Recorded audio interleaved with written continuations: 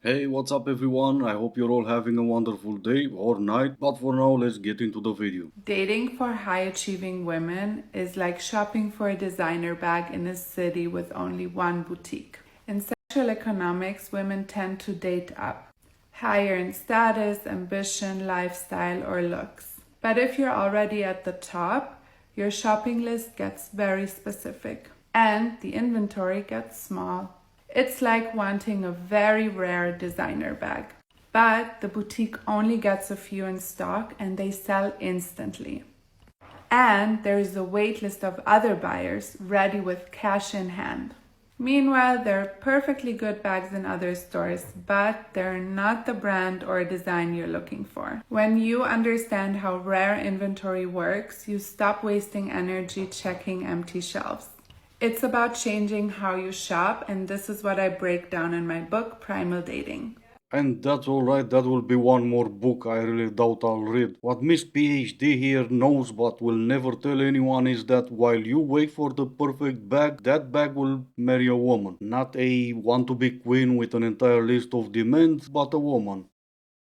Put a finger down if you've ever been out of town for a week and then when you come home, your mom says, hey, don't answer your dad's calls and don't text him back because he's mad at you. And if you call him back or text him back, you'll be in trouble. And then you were like, oh, okay, that's weird. But you listened to her for like half a day and then you were like, okay, yeah, I'm going to talk to him because that's really strange. And then when you talk to your dad, he's like nothing but excited to talk to you. And he says he misses you so much. I'll come get you in the morning and take you to breakfast. So then you call your mom and you say, hey, Dad's not mad at me. He's going to take me to breakfast the next morning. And then she decides to drive 3 hours from out of town back home. And she goes to her work and she gets up. And then she calls my dad and says, hey, I have car trouble. Can you come help me? So then he goes to help her. But then she pulls out and then she ends up him. Then she comes to pick you up the next morning and you find out that your dad was, and now she's in prison for 20 years, but she might be getting out on parole.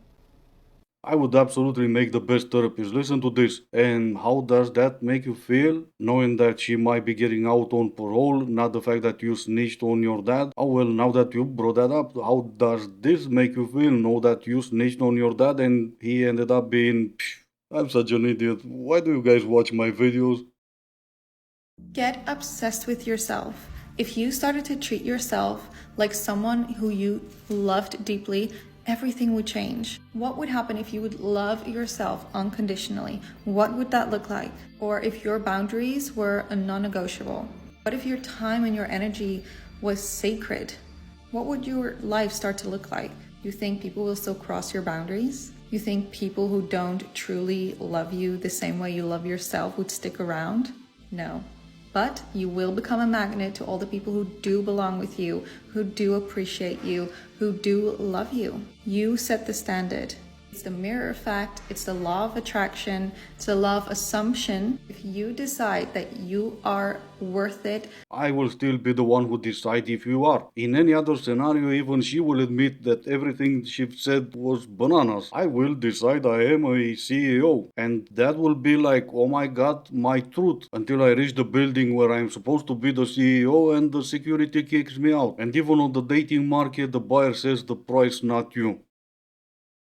Did you know that in any group, the one who asks all the questions is usually the one in power? Because it feels like the one that talks more is in control. But research shows the questioner often runs the show. That's why the job interviewer, the therapist, and even successful leaders are often the ones asking all the questions, not giving all the answers. Research on influence calls this framing effect. So whoever frames the questions can actually shape how people think and respond. So next time you're in a group, don't rush to explain yourself. Just ask, what do you think about that? And enjoy feeling in control and power. Enjoy feeling not being control and power. We're messing up our youth minds is what we're doing. But how do you feel about that? Dude, I asked you what time it is. Hot outside, what do you feel about the weather? What do you feel about the weather? It's all about fifties, isn't it? Ignore the fact that when you're at the job interview or in therapy, it's the settings, not the person who's asking the question, but just go with it. Why not even in therapy? Just have your therapist share his darkest issues and ask him, what do you feel about that? Not to mention that will basically land you the job if you do that at a job interview. Well, not with that company, but with McDonald's.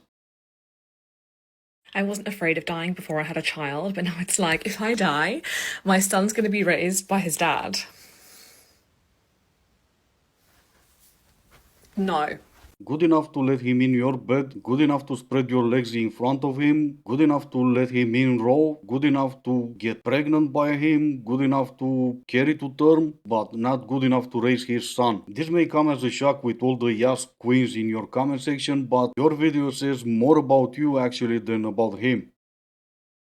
Women are biologically wired to test men. One of the best TikToks that exists right now, it's in my repost. This is what the thumbnail looks like.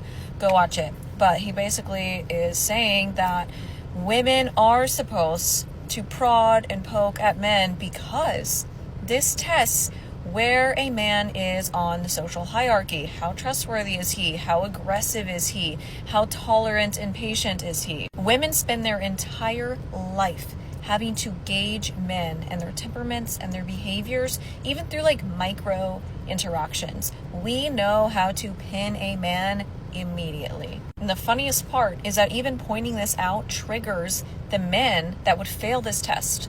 There's going to be men in the comments, I already know it, that are going to whine and cry about what I'm saying.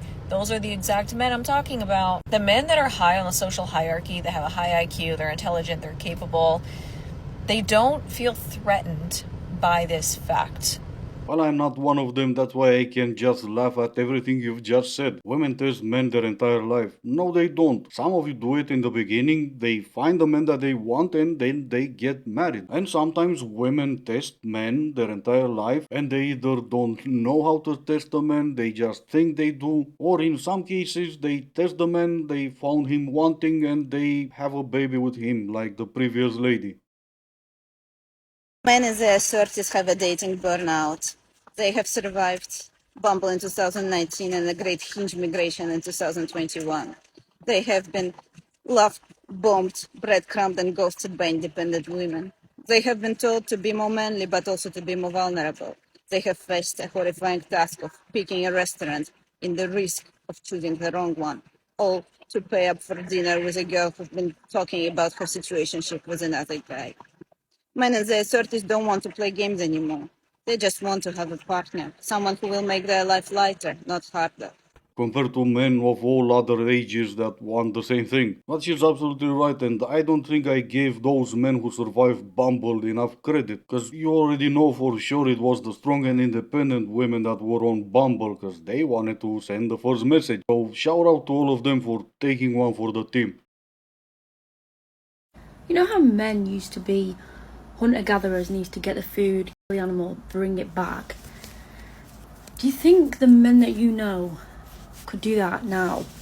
Well, the men I know, yes. The men you know, probably not. It all depends where you live. If you lived your entire life in a crowded city and never left that city, even though you might have a pretty good idea how to do it, doesn't mean you will be able to do it. As for the bringing home the meat, will you know what to do with it? Do you even know how to boil water?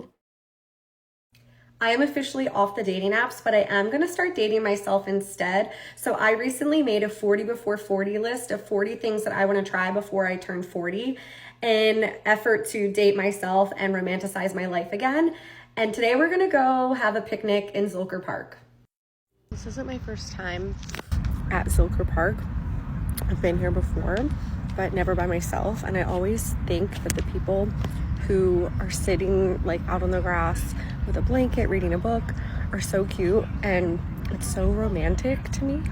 Of course it is. How can it not be? You're on a date with yourself. If that wouldn't be romantic, then it would be a problem. Of course, if you're on a dating app and you even suggest to a woman a walk in a park, that for about 99.9% of the women on those dating apps would be beneath them. Not to mention low effort and also, oh yeah, the bare minimum. Do you believe in the saying, no pain, no gain? No. I gained 90 pounds with no pain. And this is gonna be it for today. As always, I do hope you enjoyed it. If you didn't, I still appreciate you for making it this far. Thank you all so much for watching. Stay safe and I will see you in the next one.